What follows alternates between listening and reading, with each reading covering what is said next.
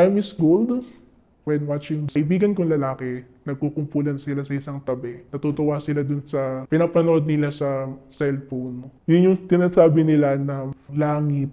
Simula sa paisa-isa, clips lang. Hindi lilipas yung isang araw na hindi ako nakakanood. Pinakamahina na yung 2 hanggang 3 oras. Iba kasi yung pakiramdam kapag mas matangkad sa akin yung babae. Iniisip ko nga sa sarili ko na hindi ako normal sa siguro mga 5 hanggang 7 sa isang araw. Tumigil ako siguro ng 1 o 2 araw, pero nanonood pa rin ako. Ito na nga lang yung nagpapasaya sa akin. Bakit ko ititigil? Gusto ko na lang sabihin sa lahat na ibigay nyo na lang to sa akin.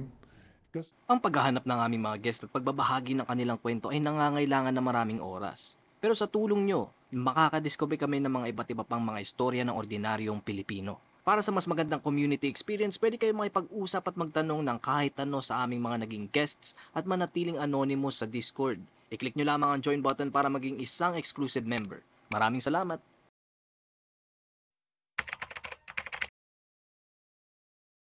Ako si Dave, hindi ko totoong pangalan. 25 years old, nakatira ako sa Manila. Reliyoso akong tao, pero adik akong manood ng bold.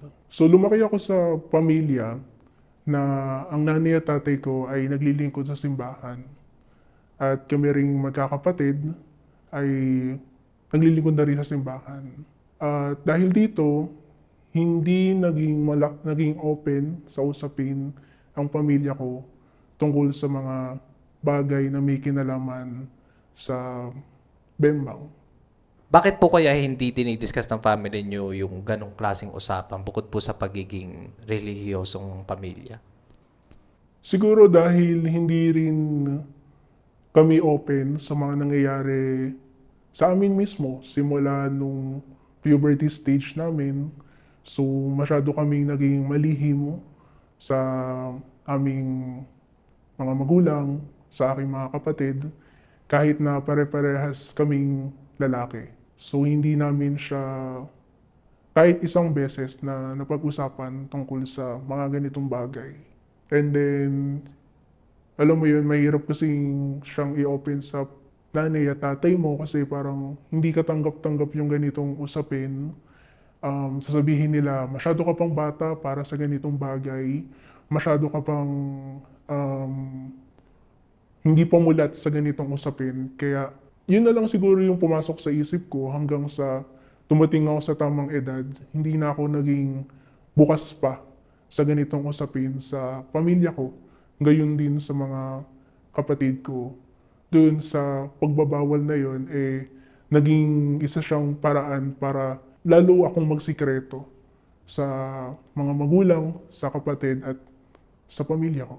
Tingin niyo po ba yung hindi pagdidiscuss tungkol sa ganong mga bagay yung isa sa mga naging cause na ma-addict po kayo sa panonood ng... Maaari kasi namulat ako sa ganitong usapin sa mga kaibigan ko ng mga lalaki na hindi naman kami pare-pares ng pinagmulan na pamilya, hindi kami pare-pares ng kulturang kinalakihan.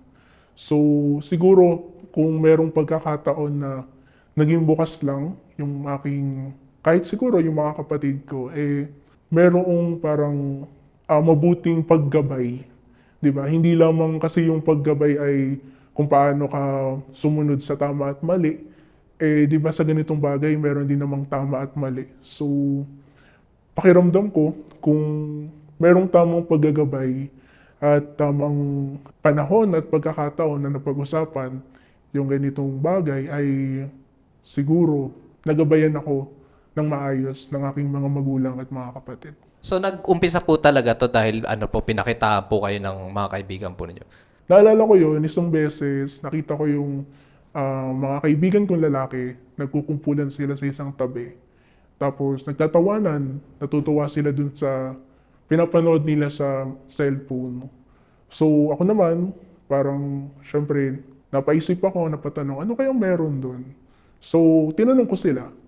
And walang kaabog-abog na pagkatanong ko sa kanila, ano yung pinapanood nyo? Pinakita nila agad sa akin. At nung una ako, parang para maka-jive uy, ano yan ganito, ganyan yan uso yan or trending yan sina ganito't ganyan na merong scandal. Pero sa loob-loob ko, yun yung unang pagkakataon na nakakita ko mismo ng aktual na pagbebembang ng dalawang tao, isang lalaki at isang babae. At naitago ko yung pagkabigla ko sa mga kaibigan ko para lang magmukha rin akong cool katulad nila. And sinamahan ko na silang manood nun. Tawa-tawa kunwari, pero yun yung pinaka naging simula ng pagkamulat ko sa isang bagay na later on pala kahihiligan ko na rin gawin at panoorin. Mga ilang taon po kayo noon nung panahon po na yun? Mga 13 to 14 years old, siguro. Mga nasa ganung edad. Ano pong naramdaman nyo nung unang pagkanood po ninyo nun? Syempre, nagulat nung actual. Tapos, pagka-uwi sa bahay, pinasend ko sa kaibigan ko at pinanood ko siya. Nung time na yon, parang hindi ko alam talaga kung ano yung dapat kong maramdaman. Kung ano yung dapat kong gawin, kung meron ba akong dapat gawin, or dapat ko lang ba siyang panoorin, tulad kung paano pinanood to ng mga kaibigan ko. So, wala akong idea. And then, doon nag-start na maghanap pa nga ako ng iba. Kasi nakailang ulit na akong pinapanood yung iisang video lang na yun na sinend.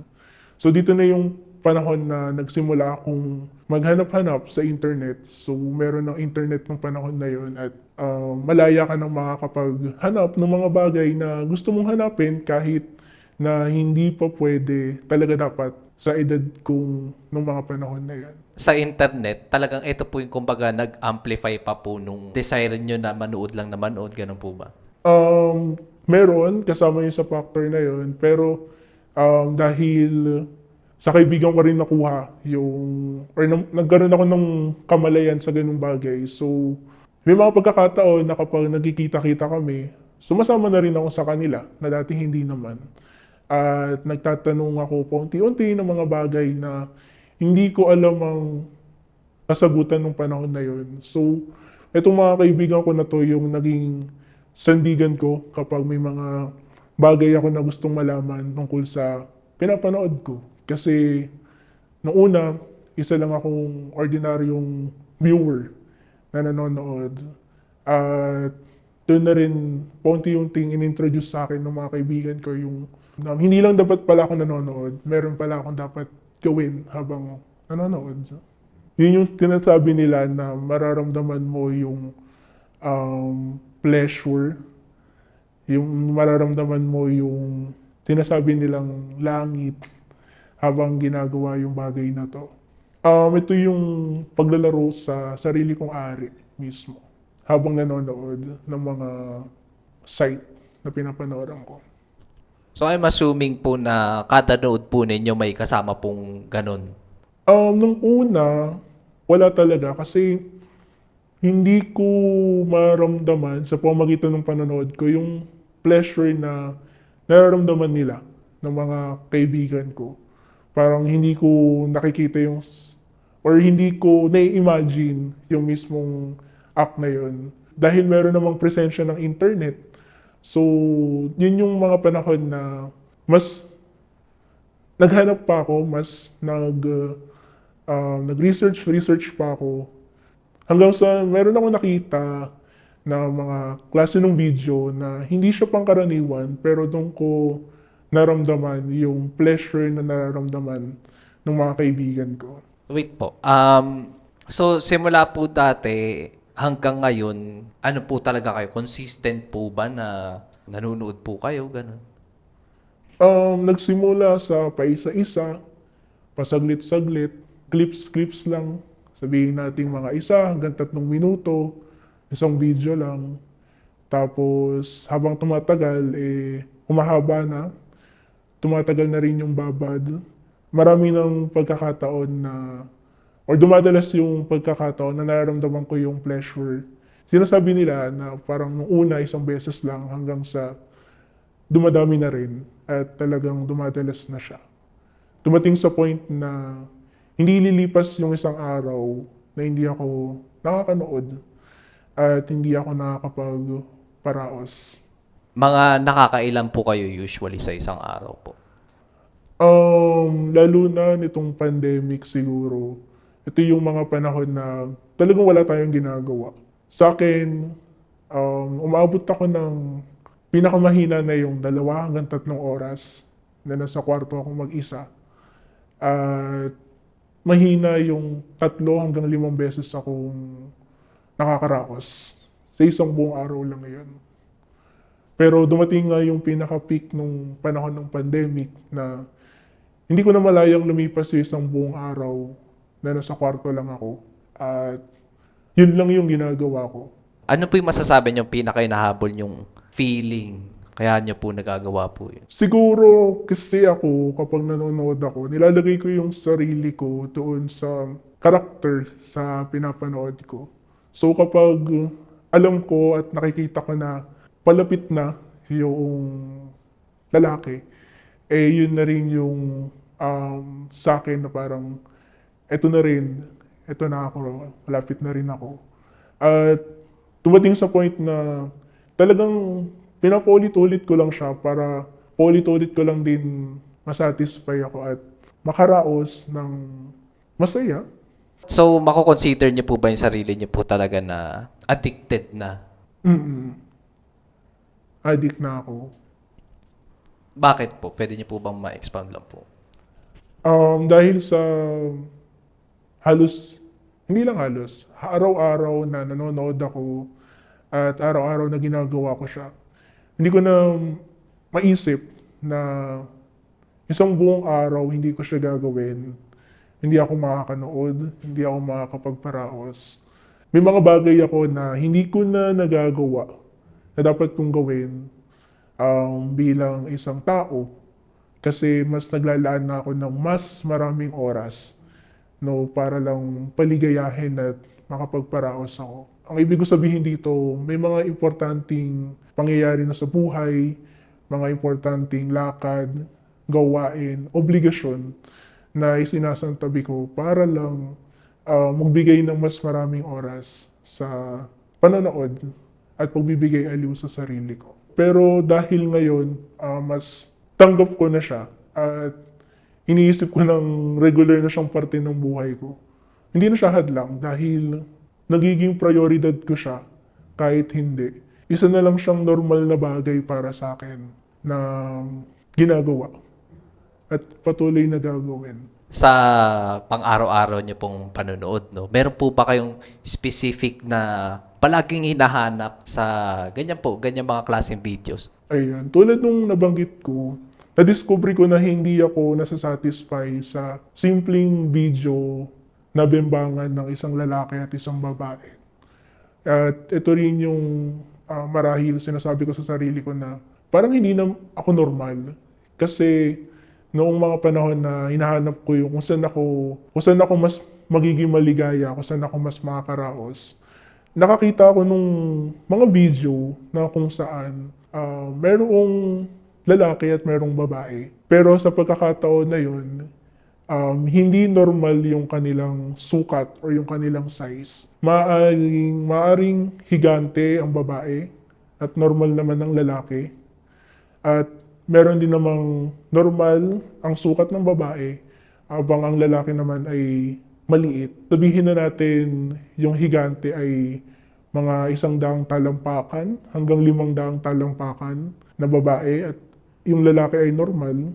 Samantalang yung normal naman na babae at yung maliit naman na lalaki, sabihin natin na 10 centimeters yung lalaki, 5 inches or 1 inch, and they're doing bembangan in a very unimaginable scenario.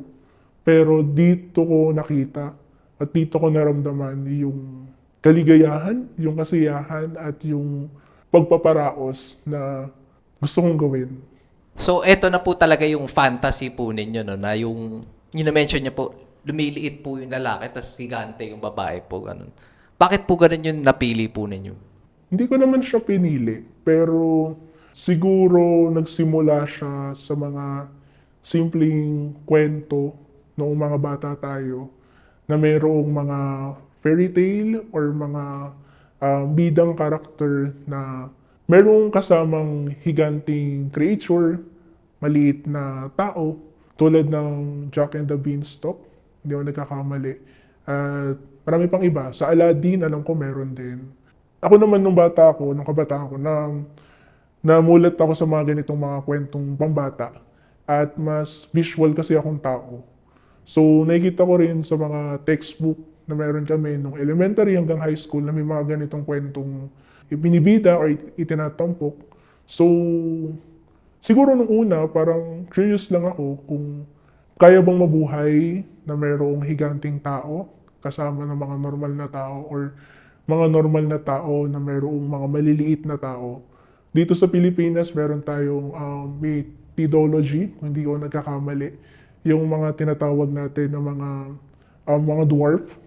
So meron tayong ganyang paniniwala dito sa Pilipinas. So feeling ko doon siya nagsimula hanggang sa dumating siguro sa pagkakataon na from kwento lang siyang pambata na kayang mabuhay ng may kasamang higante or maliliit na tao hanggang sa dumating yung tanong sa isipan ko na posible kaya na ang isang higanting tao at ang isang normal na tao ay pwedeng magbembangan or hindi kaya ang isang normal na sukat ng tao ay pwede siyang makipagbembangan sa mas maliit sa kanya na talagang maliit. Tulad nung sinabi kong sukat, mga 10 centimeters, 5 inches, gano'n.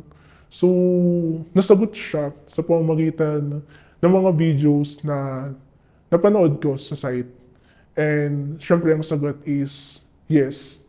At doon na nagsimula siguro itong pagkahilig ko sa mga ganong klase ng fish, kung tawagin. At ito na yung talagang pinapanood, hinahanap-hanap ko. So parang medyo may root po siya sa childhood po ninyo, no? May nangyari po ba nung kabataan po ninyo? Kaya ano po, parang hanggang ngayon po parang nag-carry on siya bilang fantasy nyo? Wala naman, pero siguro yung sabihin na natin na iba kasi yung pakiramdam kapag mas matangkad sa akin yung babae. Lalo na nung mga elementary days, talagang sobrang pandak ko kasi. At meron akong mga kaklase na mas matangkad sa akin. So parang iba rin kasi yung parang iba yung power na meron itong mga kaklase at mga kaibigan kong babae na mas matangkad sa akin. Hanggang sa dumating na nga yung ganong fantasy nung high school ako. Naging hilig ko na siya hanggang sa dumating yung punto na wala na akong mahanap na mga videos na katulad ng mga pinapanood ko or wala na yung parang variety ng mga ganong klaseng content sa mga website na pinapanood ko. Kaya dumating din ako sa punto na gusto kong gumawa ng ganitong klaseng mga videos sa hinaharap no, kung saan maaaring ako na yung bida mismo doon sa mga karakter na dating pinapanood ko lang. Gumawa ng isang produksyon para makapag-create naman ng maaaring kong sabihin ng sariling version natin sa Pilipinas. So far po ba may ano na po kayo, parang nag-step forward na, ayun po, gawin po yung gusto niyo pong gawin? Sa ngayon, wala pa kasi napakahirap humanap ng mga taong katulad ko, particular dun sa kaparehas ng fish.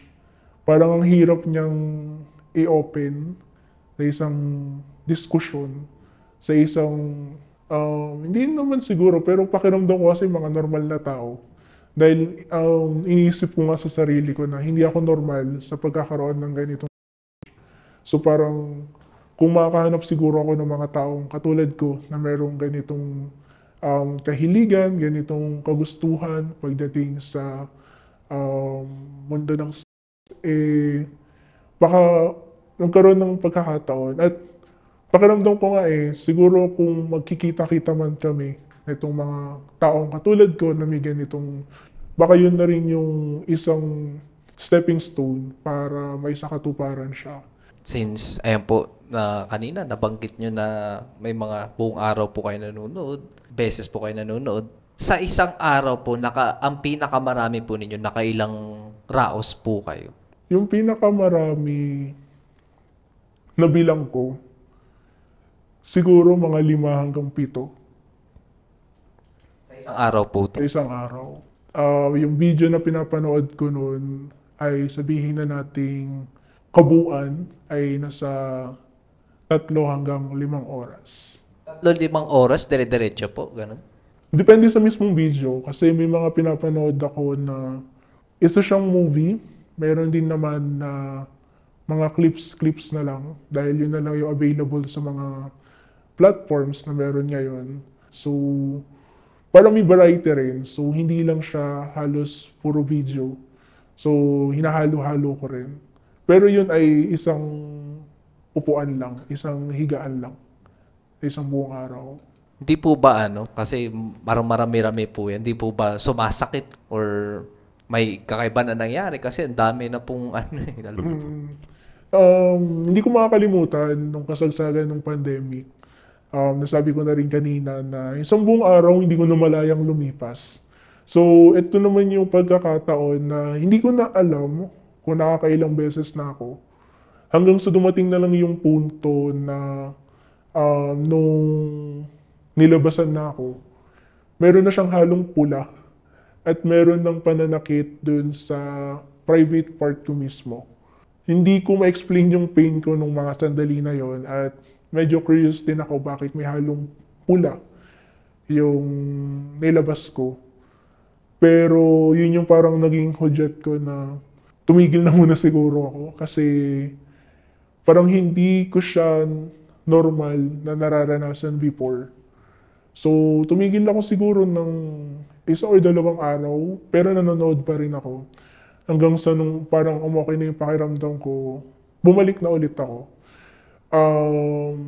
Feeling ko yun siguro yung, pwede mo sabihin yung punto na parang dapat huminto na ako dahil nasa maximum level na ako ng paglalaro ng private part ko. Kapag umabot na sa punto na talagang dumudugo na siya at meron pang isang pagkakataon na meron pang lumalabas na konting nana talaga. So kapag ganun, hinihinto ko muna. Kasi syempre ayoko rin malaman ng pamilya ko na baka kasi may hindi na okay sa katawan ko. Pero syempre, hindi naman din yun ang magiging dahilan para tumigil ako kasi binibigyan niya ako ng pleasure na gusto kong matanggap at gusto kong maranasan araw-araw. Di po ba kayo natatakot na, ayun nga po, may mga health concerns or health issues na matanggap po kayo dahil po, ayun, sobrang dami na? Sa ngayon, hindi pa siguro. Parang as long as hindi pa ako ulit umabot sa ganong punto na talagang sobrang madalas na. Talagang yun at yun na yun nangyayari sa akin araw-araw. So hanggat nakakaranas, parang mas lamang pa sa akin itong pleasure na nararamdaman ko. Ito na nga lang yung nagpapasaya sa akin eh. At minsan lang naman ako makaranas ng sakit. Bakit ko ititigil? And then, may mga nabasa rin akong research na importante sa isang lalaki na araw-araw siyang nilalabasan para mabawasan yung mas malalalang sakit, no, tulad ng cancer sa private part ng lalaki. Yun, feeling ko mas healthy naman yung ginagawa ko kaysa yung threat. Hanggat kaya pang maaliw, gawin natin. Magpatuloy lang kasi yun naman talaga yung nature natin, lalo na ng mga lalaki. Nagka-girlfriend na po ba kayo? Sa totoo lang, simula nung bata ko hanggang sa mga sandali na to, hindi pa ako nagkakaroon ng girlfriend. Or yung tinatawag nila na NGSB, no girlfriend since birth. So member ako nun. Paano po kung kunwari nagka-girlfriend po kayo? Kasi po usually yung mga girlfriend po, against po sila kadalasan sa Alam niyo po yun, yung partner nila manunood ng ganito. Paano po yun kung kunwari, nagka-girlfriend kayo, tapos ganun po yung nangyari, ano pong gagawin po ninyo? Siguro, unconscious ako nung una, pero ngayon aware na ako na parang isa siguro sa hinahanap ko or hanapin ko sa isang babae, yung kayang maunawaan yung meron akong or kaya naman mas maganda rin siguro kung kaya niyang sabayan. So parang isa siya sa mga qualifications na hinahanap ko. Sa ganung bagay siguro, may iwasan ko yung na magkaroon ng problema dahil nagiging open ako dun sa magiging jowa ko or dun sa liligawan ko in the future na ito yung meron ako, sana matanggap mo. At sana kung matanggap mo man, maging bahagi ka nung ikaliligaya ko pagdating sa ganung bagay. Tingin niyo po ba may hirapan kayong maghanap nung ganong klase pong babae po? Given my age, that I am now 25 years old, at wala pa talaga, siguro na dun na yung sagot na mahirap maghanap. At yung makahanap ko nga lang kahit ng lalaki na makakaintindi or makakaunawa ng ganitong mahirap na. So parang how much more yung challenge pagdating naman sa babae. So yun siguro yung nung una, dinay ko pa sa sarili ko, pero I realized na kaya siguro wala pa rin talaga ngayon kasi kasama yun sa qualification or sabihin na natin non-negotiable na meron ako ngayon. Ito po, matanong ko lang din po. Pero may experience naman po kayo sa, alam niyo po yung pagbebembang, ganun po. Actually, wala. So I'm proud to say that I'm 25 and virgin pa ako. No experience at all. Since ano po kayo no, religious, tsaka yung family po ninyo religious din po. Banggit niyo po kanina, nagsaserve po sa church, tama po ba? Tama. Tingin niyo po ba may connection po yun kung bakit wala pa rin po kayong, alam niyo po yung experience sa ganun? O kaya hindi niyo po, kumbaga, hindi niyo po hinahabol yung sex, ganun po? Tulad din ng sinasabi sa simbahan at naging pundasyon ng pagpapalaki sa akin ng mga magulang ko, ay ibinibigay lamang pagkatapos ng kasal. Malaking aspeto yung simbahan, yung relihiyon na kinabibilangan ko, at yung paniniwala ng pamilya ko na bahagi rin siguro ng kulturang Pilipino, yung pagsunod sa mga magulang natin.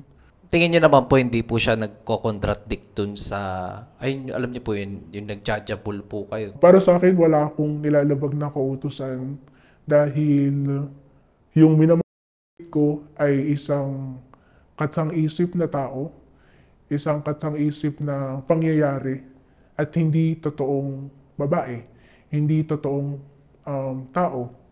Maliban na lang kung ito ay artista na pinapanood ko. Pero ngayon kasi usually ay nasa comics, nasa head na ako. At yun talaga yung pinaka-pinapanood ko sa kasalukuyan. So, para sa akin, wala, feeling ko at pakiramdam ko, wala akong nalalabag na utos. Pero may part po ba sa inyo na guilty po kayo kasi ayun nga po. Siguro nung mga panahon na talagang nanonood ako ng mga aktual na tao at dumating din ako sa punto na meron akong crush na babae at ini-imagine ko yung sarili ko at siya sa ganung sitwasyon. Nag-guilty at nag-guilty ako ng mga panahon na yon. Moving on po, no? Ano po yung masasabi niyo po, pinaka-extreme na ginawa niyo po? Siguro una yung dumating kasi sa point na kailangan mo magbayad para lang makanood, maka-avail ng certain videos or clips or ng mga pages. So, ginagastusan ko siya. Binibili ko gamit ng electronic payment. Or di kaya kung kailangan ng card, papakiusap ko sa kamag-anak ko. Pero hindi ko na i-detalye kung ano yon. Basta hingin ko yung card number niya, tapos i-avail. Tapos sabihin ko na lang, huwag niyo na lang pong pansinin kung ano yung detalye. Babayaran ko na lang po kayo. And Ano ko lang po, mga magkano po yung masasabi niyo nagastos niyo po sa ganun po? yung pinakamura, merong inaalok na mga $2, $5. Siguro yung pinakamalaki ko nang nagastos is umabot ng $50 kung hindi ako nagkakamali. So, dollar yung currency kasi foreign tong mga contents na binibili ko. Kung pagsasama-samahin ko yung total na gastos, siguro kulang yung $100 in total. Lalo na ngayon kasi gumagastos pa ako at meron ng kahit paano sariling means para makapag-ipon, may sarili ng card, so hindi na pinapadaan sa mga kamag-anak, and meron na ring mga sources from different GC, no, sa Telegram, sa Viber, so may access na and willing pang magbayad. Tapos, siguro yung pangalawa, yung gumagawa ako ng mga improvised na stories.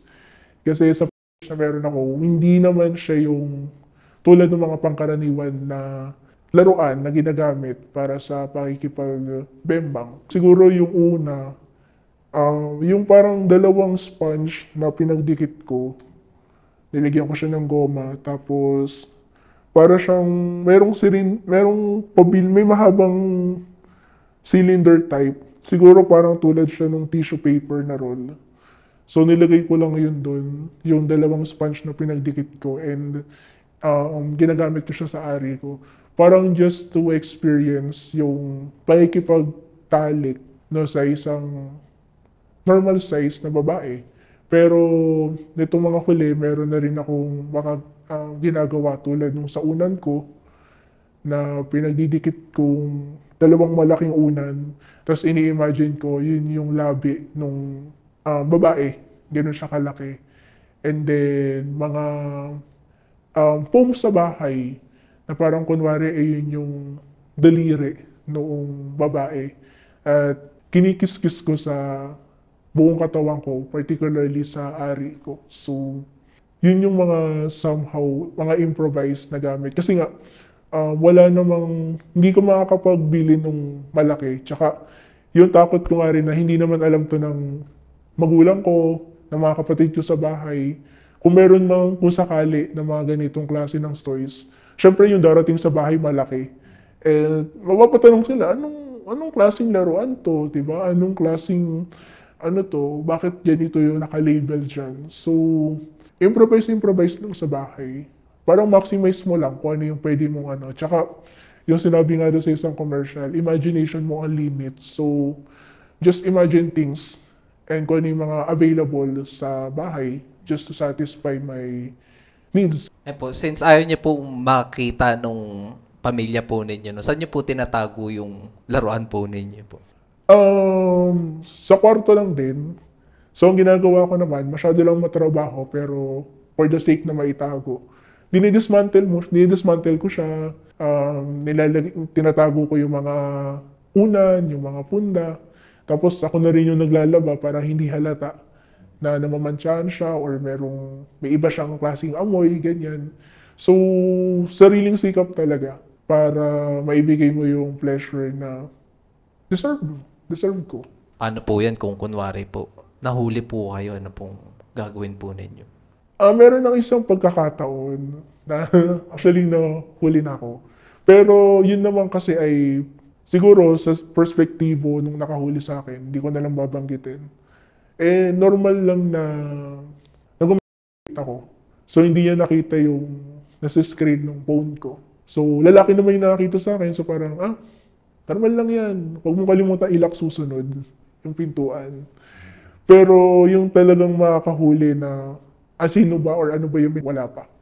Yun siguro yung talagang para sa akin top secret. Ano pong naramdaman nyo nung nahuli po kayo? Siyempre kinabahan.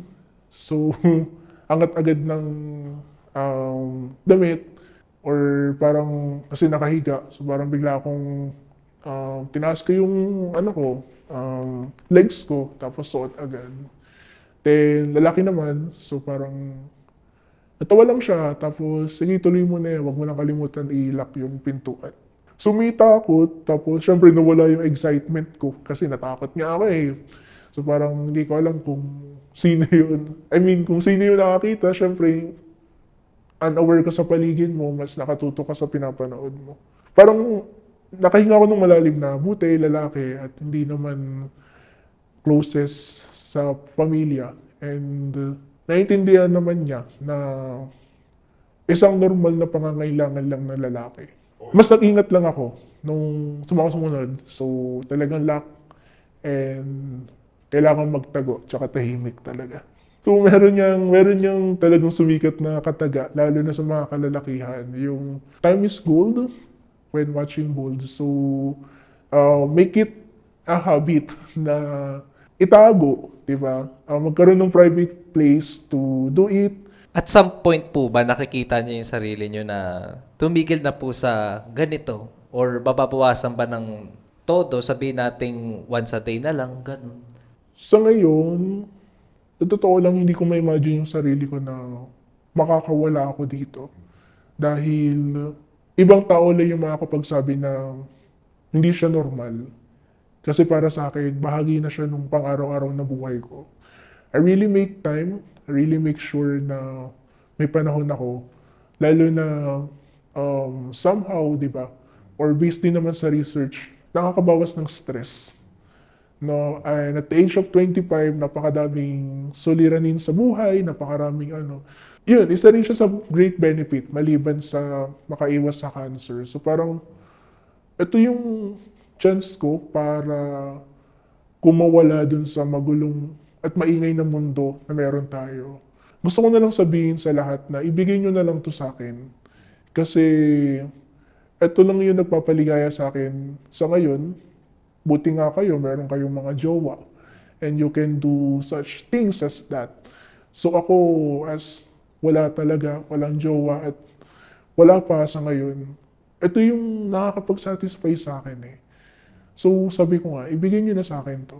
Yung point na makikita kong titigil ako, hindi pa siguro sa ngayon. Hindi pa rin siguro 2 to 3 years from now. And kung magkakaroon ng rason para tumigil ako, siguro dapat sobrang lalim. Mayroong mabigat na dahilan na parang kailangan kong mamili between to continue or stop. Pwede siguro. Kahit po magkaasawa na po kayo, nakikita niya pa rin pong multiple times a day, ganun po ba? Yun nga, isa nga sa parang non-negotiable sa akin ngayon, yung asawa na kayang intindihin. Kung makakahanap ako, at least kayang makaintindi or kayang sumabay. So parang hanggang sa pag-aasawa, feeling ko hindi siya mawawala. Not unless merong malaking rason nga, tulad ng nabanggit ko. Pero kung maghanap ako ng babae na pipigil nung ginagawa ko, edi parang pinatay ko yung sarili ko nun, di ba?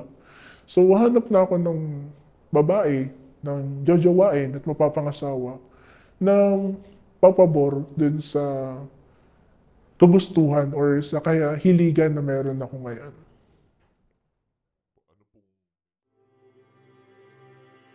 May ibang mga kwento ba kayong gustong marinig? I-comment nyo lang yan sa comment section at huwag nyo na rin kakalimutan na i-like, share at mag-subscribe sa aming YouTube channel.